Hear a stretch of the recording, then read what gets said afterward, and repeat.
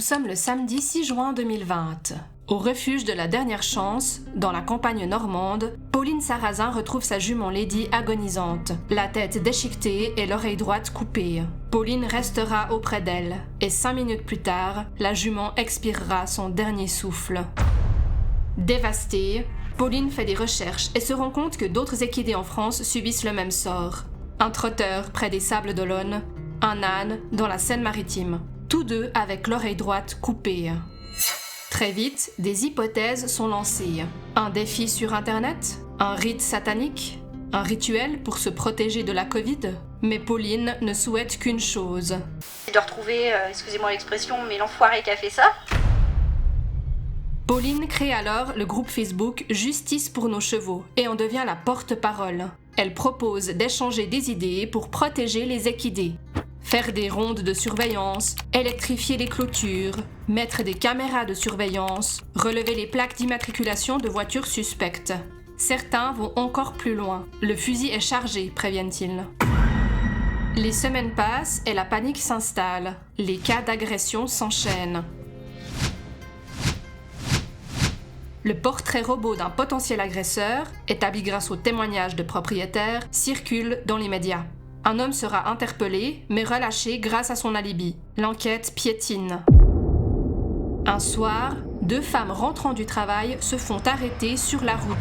Elles sont menacées par 2 propriétaires armés d'une machette et d'un pistolet à plomb, qui les considèrent comme suspectes. Elles parviennent à s'enfuir et porteront plainte. La justice condamnera les 2 propriétaires à 6 mois de prison avec sursis et à payer des dommages et intérêts, en rappelant qu'il est interdit de se faire justice soi-même. La peur collective est en train de créer de faux coupables. Mais cette vague d'agression est-elle vraiment ce qu'elle semble être? Pour le comprendre, revenons sur celle qui a tout déclenché, Pauline Sarrazin. Grande amoureuse des animaux, elle ouvre son propre refuge en 2019. Sur son terrain, elle recueille des lapins, des furets, des reptiles, des cochons, 5 chats, 4 chiens, 12 chevaux, 2 poneys et 3 autres équidés en pension. Problème, Pauline a très peu de moyens. Elle vit dans une caravane, sans eau ni électricité. Elle est persuadée de faire tout le nécessaire pour ses chevaux, mais le vétérinaire lui affirme à plusieurs reprises que les quantités de nourriture données aux équidés sont insuffisantes. Un équarrisseur s'inquiète en ramassant 3 chevaux en très peu de temps sur son terrain. En 7 mois, le vétérinaire a dû euthanasier 7 chevaux suite à des échecs de soins. Il alerte alors les autorités sanitaires. Le 4 juin, la Direction départementale de la protection des populations avertit Pauline qu'un contrôle aura lieu dans 1 semaine. Le 6 juin, Pauline part acheter de la nourriture pour animaux dans un magasin spécialisé.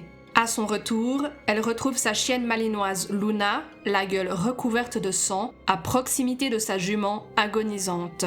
La chienne, affamée, avait profité de l'affaiblissement extrême de la jument pour la dévorer. Luna avait déjà attaqué un autre cheval dans le passé et dévoré un chat.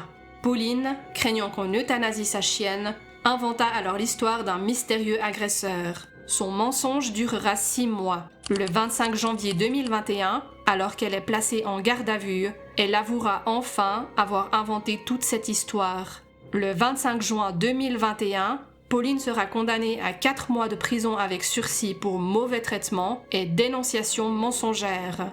Il lui sera interdit de détenir un animal pendant 3 ans et d'exercer une profession en lien avec les chevaux.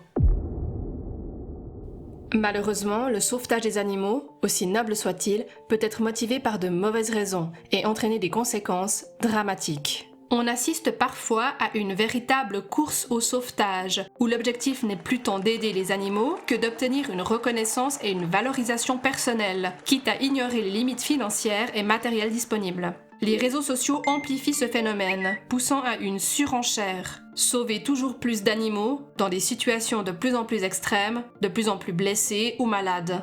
Le but n'est alors plus le bien-être animal, mais la recherche du buzz. Pire encore, certaines fausses vidéos de sauvetage circulent en masse sur Internet. Des individus mal intentionnés placent délibérément des animaux dans des situations de détresse pour ensuite les secourir, se faire passer pour des héros et récolter des dons. Ces soi-disant sauveteurs ne font en réalité qu'exploiter, traumatiser et blesser des animaux qui, sans leurs interventions, n'aurait jamais eu besoin d'être sauvée. Dans le cas de Pauline, on peut se demander si elle cherchait elle aussi à faire le buzz avec ses sauvetages. Mais une autre hypothèse me semble plus probable, le syndrome de Noé. Ce trouble mental pousse une personne à accumuler un nombre d'animaux trop élevé pour pouvoir subvenir à leurs besoins. Ils manquent d'espace, de nourriture, d'hygiène et sont en mauvaise santé. Pourtant, la personne est dans le déni. Elle ne reconnaît pas la souffrance de ces animaux et croit sincèrement leur offrir une belle vie. Elle n'a aucune intention malveillante. Certains ont jugé la peine de Pauline, 4 mois de prison avec sursis, beaucoup trop clémente. Mais si elle souffre réellement de ce trouble, peut-on la punir pour sa maladie ? L'important est avant tout de protéger les animaux. L'interdiction de posséder un animal pendant 3 ans et d'exercer une profession en lien avec les chevaux me semble donc essentielle. Mais une personne atteinte du syndrome de Noé a surtout besoin d'aide, à la fois pour elle-même et pour éviter que d'autres animaux ne subissent le même sort. En revanche, son mensonge pour protéger sa chienne est une autre affaire. Il a semé la panique chez les propriétaires de chevaux et mérite d'être sanctionné. Finalement, qu'en est-il des autres agressions signalées en France ? Sur plus de 500 cas, seules 84 attaques sont dues à une action humaine, c'est-à-dire environ 16% des signalements. En effet, de nombreux chevaux sont morts de causes naturelles, puis mutilés par des charognards qui privilégient d'abord les parties tendres, dont les oreilles. Selon les enquêtes, les agressions humaines sont des cas isolés, sans lien entre eux. Certains soupçonnaient un gang qui traversait la France pour s'en prendre aux chevaux, mais cette hypothèse a été écartée. Certains propriétaires ont remarqué qu'il y avait très peu de sang sur les blessures de leurs chevaux et en ont déduit que les agresseurs étaient des professionnels de la découpe, comme des bouchers, des chasseurs ou des chirurgiens. Pourtant, une blessure qui saigne peu a généralement été infligée après la mort, ce qui renforce l'hypothèse des charognards. Dans certains cas, où les plaies semblent avoir été faites avec une lame aiguisée mais sans saignement important, il est possible qu'un humain ait mutilé l'animal post-mortem, peut-être pour tenter de frauder l'assurance. Par ailleurs, rien ne prouve que la coupe de l'oreille droite soit liée à un défi sur Internet ou à un quelconque rituel. Certains médias ont avancé qu'un rituel satanique aurait lieu le 7 janvier, à l'occasion de la Saint-Winbald, et exigerait le sacrifice d'un humain ou d'un cheval. Pourtant, le satanisme moderne ne prône aucun sacrifice, n'a pas de célébration à cette date, et la Saint-Winbald tombe en réalité le 18 décembre. Cette rumeur, probablement relayée pour son potentiel sensationnel, est donc totalement infondée. Aucune tradition ou croyance moderne ne justifie spécifiquement le sacrifice de chevaux. Les agressions sont ainsi le fait d'individus isolés, déséquilibrés ou perturbés, et non de groupes religieux ou occultes. Si les équidés sont plus fréquemment pris pour cible que d'autres espèces animales, c'est parce qu'ils vivent souvent en extérieur, sans surveillance constante, et qu'ils sont généralement familiers avec l'humain, contrairement par exemple aux bovins, plus méfiants. Les agressions sur les équidés ont malheureusement toujours existé. En Grande-Bretagne, on recense environ 160 attaques entre 1983 et 1993. Et en Allemagne, une cinquantaine de chevaux ont été tués entre 1993 et 2003. En 2014, la Suisse a constaté une augmentation d'agressions zoophiles perpétrées sur les chevaux. Concernant l'affaire des oreilles coupées en France en 2020, le nombre d'agressions n'a que légèrement augmenté par rapport aux autres années, probablement à cause de la médiatisation de l'affaire et au copycat. Voilà pourquoi il est essentiel de toujours vérifier ses sources avant de relayer une information. Dans ce cas, les journalistes ont regretté d'avoir accordé leur confiance à Pauline Sarrazin et d'avoir diffusé son histoire, alimentant ainsi une vague de panique qui a finalement causé plus de tort que de bien. Néanmoins, il existe bel et bien des personnes qui agressent les chevaux, par plaisir ou par acte zoophile. Même si ces agressions restent très rares, elles sont insupportables. Que peut-on alors faire pour protéger nos chevaux ? La gendarmerie nous donne les conseils suivants.